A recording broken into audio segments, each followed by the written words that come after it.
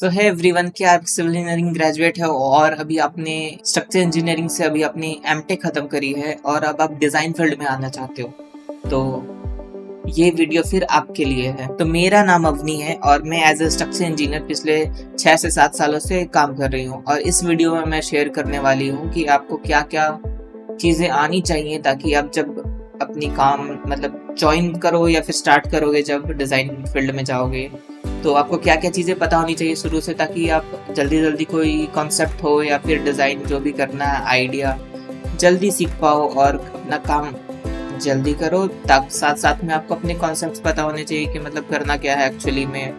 नहीं तो ऐसा होता है कि कुछ दिनों तक आप बस किताब और कोड्स ही पढ़ते रह जाओगे, पता भी नहीं कि कौन सा कोड पढ़ना है, क्या रिलेटेबल है, क्या नहीं है।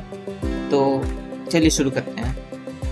तो पहले चीज़ ये है कि आपको सबसे पहले आना चाहिए कि अगर आपको मान लो डिज़ाइन में दिया या इधर बिल्डिंग फील्ड में चले गए या फिर डिज़ाइन में ब्रिजेस फील्ड में चले गए, तो सबसे पहले आप अपना किसी स्ट्रक्चर का आपको पहले ये बताना चाहिए कि किस किस कंपोनेंट से वो बना हुआ है। तो इसके लिए अगर जैसे आप ब्रिजेस फील्ड में स्पेसिफिकली मैं बात करूँ तो आपको IRC 5 पहले पढ़ना चाहिए, ताकि इससे आपको पता चलेगा कि स्ट्रक्चर के एक्चुअली में कंपोनेंट्स क्या क्या होते हैं। अगर एक पूरी की पूरी ब्रिज है तो उसका डेक स्लैब क्या होता है, पियर्स क्या होते हैं, अबटमेंट क्या होती है, उसकी फुटिंग क्या होगी, वगैरह वगैरह। तो आपको जब ये सारी चीज़ें डिटेल में पता रहेंगी तब फिर आप आगे चलोगे, ताकि आप जब दूसरी कोर्स को आप पढ़ोगे तो आप समझ पाओगे कि एक्चुअली में मुझे क्या डेटा किस चीज़ के लिए दिया हुआ है और कैसे यूज़ करना है।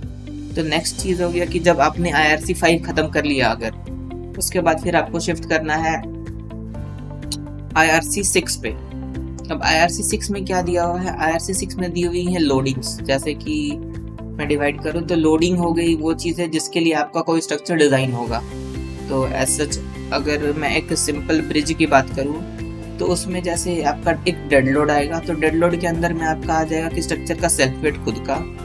उसके बाद फिर स्ट्रक्चर की आ जाएगी कि उसके ऊपर में एक वेयरिंग कोट डलता है। वेयरिंग कोट हो गया आपका जो बिटुमिन की लेयर ऊपर में डलेगी, तो वो हो गया बिटुमिन का एक वेयरिंग कोट आ गई। दूसरी हो गई क्रैश बैरियर की लोडिंग। क्रैश बैरियर हो गया आपका जो रोड के कॉर्नर्स पे होता है, तो वो होगी क्रैश बैरियर की लोडिंग। फिर उसके बाद उस पर चलेंगी गाड़ियाँ, तो उसको कहते हैं लाइव लोड। उसके बाद अगर आपका स्ट्रक्चर मान लो किसी माउंटेन रेंज में या फिर ऐसी जगह पे जहाँ पे स्नो आ सकती है, तो वहाँ पे आपको स्पेसिफिकली स्नो लोड भी लेना पड़ता है। साथ साथ में और भी लोडिंग्स आएंगी, जैसे विंड लोड आ गया, फ्लूइड का प्रेशर आ गया, या वाटर करंट का लोड आ गया, बहुत सारी है। तो इसकी क्लैरिटी के लिए आपको पहले पढ़ना पड़ेगा IRC 6। और अगर आप यूरो कोड में भी काम करते हो तो एक्शन ऑन स्ट्रक्चर्स करके आपको मिल जाएगा, तो उसको आप पढ़ोगे तो आपको सेम चीज़ आ जाएंगी कि कौन कौन सी लोडिंग मेरे स्ट्रक्चर में लगेगी। जब ये चीज़ क्लियर हो गई तब आप मूव करोगे IRC 112 में। अगर आप ब्रिजेस की बात करो, जैसे बिल्डिंग में IS 456 है, वैसे ब्रिजेस में IRC 112 है। तो 112 में आप जाओगे तो अब उसमें बहुत सारे हैं कि मेरा स्ट्रक्चर किस तरह का है, उसके लिए मेरे अलग अलग कोड के क्लॉजेस वैलिड है। जैसे मान लो मुझे PSC स्ट्रक्चर डिज़ाइन करना है, तो उसके लिए RCC वाले तो वैलिड हैं ही, कुछ कुछ है जो स्पेसिफिक PSC स्ट्रक्चर्स को सेटिस्फाई करना चाहिए, तो वो भी उसमें है। उसके बाद फिर आप चले जाओगे कि RCC गर्डर डिज़ाइन करने हैं, तो RCC गर्डर के लिए भी स्पेसिफिकली डीप बीम्स, अगर जैसे मान लो क्रॉस उसके ये हो गए क्रॉस गर्डर्स, तो क्रॉस गर्डर्स मेरे डीप बीम में आ गए, तो उसके लिए भी डिज़ाइन के देखना पड़ेगा आपको। अगर मैं बात करूँ मेन गर्डर RCC हो गया या PSC हो गया, प्रीटेंशन हो गया, कुछ भी, तो उसका भी डिटेल मिल जाएगा उसी से। फिर अगर मान लो कोई भी RCC सेक्शन डिज़ाइन करना, तो उसके लिए आपको रेफर करना IRC 112 ही पड़ेगा। साथ में बहुत सब्सिक्वेंटली और भी कोड्स हैं जो साथ में सपोर्टिव हैं, जैसे IRC 78 पढ़ोगे। फिर IRC 78 पढ़ोगे तो IRC 78 हो जाता है तुम्हारा फाउंडेशन के लिए डिज़ाइन। अगर बेसिकली तुम मोस्टली ओपन फाउंडेशन अगर डिज़ाइन कर रहे हो तो IRC 78 का एक आ गया पार्ट 1 और एक आ गया पार्ट 2। ठीक है, तो IRC 11 का पार्ट 1 और पार्ट 2 दोनों पढ़ सकते हो। एक LSM से है और दूसरा WSM से है। LSM हो गया लिमिट स्टेट मेथड और WSM हो गया वर्किंग स्टेट मेथड। तो अभी क्या करना है इसमें, जब आपका ये क्लियर हो गया कि मुझे मान लो एक तो आपको पता चल गया लोडिंग कौन सी लगानी है, लोडिंग के बाद आपको पता चल गया कि पार्ट कौन कौन से कंपोनेंट क्या होते हैं।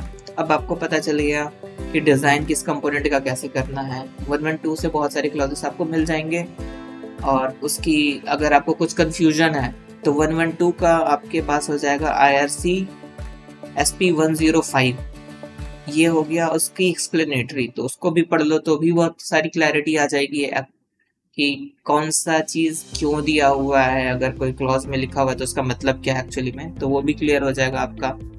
उसके बाद फिर आपका फाउंडेशन डिज़ाइन करना है, ब्रिजेस डिज़ाइन कर, कल्वर्ट डिज़ाइन करना है, या सुपरस्ट्रक्चर कुछ भी डिज़ाइन करना है, तो उसके लिए हो गया 112, 78। ऐसा ही पाइल फाउंडेशन डिज़ाइन करोगे तो IS 2901 रेफर करना है आपको। अब फिर अगर स्टार्टिंग फेज में हो तो पहले तो आप बॉक्स स्ट्रक्चर ट्राई करो डिज़ाइन करने का। अब बॉक्स स्ट्रक्चर को पहले मतलब कि मैनुअली कैलकुलेट करो लोड निकाल करके कि इसमें वेरिंग कोड की कितनी लोडिंग आ रही है, क्रैश बैर कितना आ रहा है, बेंडिंग मोमेंट कैसा बनेगा। उसके बाद स्टैड में भी मॉडल बनाओ, और स्टैड में मॉडल बनाने के बाद उससे मैच करके देखो कि मेरा मॉडल क्या मेरे मैनुअल कैलकुलेशन से मैच कर रहा है, उसकी लोड डिस्ट्रीब्यूशन क्या मेरे कैलकुलेशन की लोड डिस्ट्रीब्यूशन से सेम है या डिफरेंट है, डिफरेंट है तो क्यों डिफरेंट है। तो इससे भी बहुत सारा चीज़ क्लियर हो जाएगा। जब ये कर लोगे तो फिर कन्वर्ट का डिज़ाइन के लिए और भी कुछ मतलब क्लॉजेस दिए हुए हैं जो कि आपको रेफर करना पड़ेगा IRC SP13 में, जो कि कन्वर्ट्स के लिए ही है स्पेसिफिकली कन्वर्ट से। तो आप IRC SP13 रेफर करोगे तो उससे पता चल जाएगा कि कितने कुशन तक में मुझे टेम्परेचर लेना है, कितने कुशन तक में मुझे ब्रेकिंग का इम्पैक्ट कितना लेना है, मेरी लोड की डिस्ट्रीब्यूशन कैसे होगी। जैसे मान लो कन्वर्ट या स्लैब है तो उसके ऊपर में जो लाइव लोड चलेगा, तो वो अगर मान लो 0 कुशन है तो स्लैब के ऊपर में जो लोड सीधा चल रहा है, तो आपको IRC 112 का लास्ट में जाओगे तो वहाँ डिस्ट्रीब्यूशन के लिए दिया हुआ है, मैं क्लॉज डाल दूंगी नीचे लिंक पे, तो उसमें लिखा होगा है कि कैसे लोड डिस्ट्रीब्यूशन कैलकुलेट करना है आपको, ठीक है। तो कोई लोड आ रहा है तो वो विड्थ और लेंथ में डिवाइड होगा, तो आप उससे कैलकुलेशन कर लोगे। उसको कैलकुलेशन को समझना है तो SP105 पे चले जाओ, उससे भी कुछ पता चल जाएगा। फिर अपना एक कन्वर्ट डिज़ाइन करो, इसके लिए आप बुक्स भी रेफ़र कर सकते हो क्लैरिटी के लिए, लेकिन मुमकिन ये खुद से भी करो, कोड को रेफ़र करो। कुछ कन्फ्यूजन आया यूरो कोड पे चले जाओ या फिर आस्थो पे चले जाओ तो और क्लैरिटी मिलेगी, और दूसरे कोड्स भी आ जाएंगे। तो ये तो रहा मेरा कि कन्वर्ट्स पे तक का। इसके बाद जब आप ये वाला ख़त्म कर लोगे तब फिर हम चलेंगे आगे और भी स्ट्रक्चर्स क्या डिज़ाइन करने हैं, या फिर सुपर स्ट्रक्चर वगैरह के बारे में मैं दूसरी वीडियो पे आपके साथ मैं डिस्कस करूँगी। Okay, thank you.